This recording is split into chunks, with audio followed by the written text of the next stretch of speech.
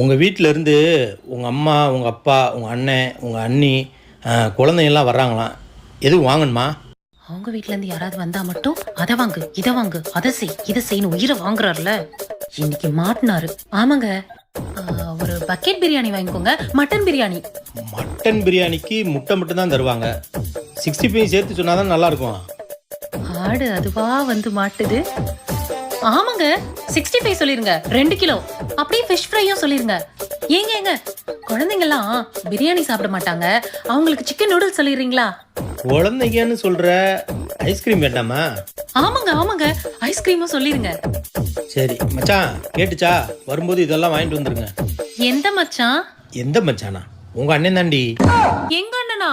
அவன் தாண்டி வரும்போது ஏதாவது வேணுமா சொல்லுங்க, வாங்கிட்டு வர்றேன். நீங்க ஏன் மாப்பிள்ள அலையிறீங்க அப்படின்னு சொன்னான். வேற எதுவும் வாங்கணுமா சொல்லு. மச்சான் பேரு மதுரை.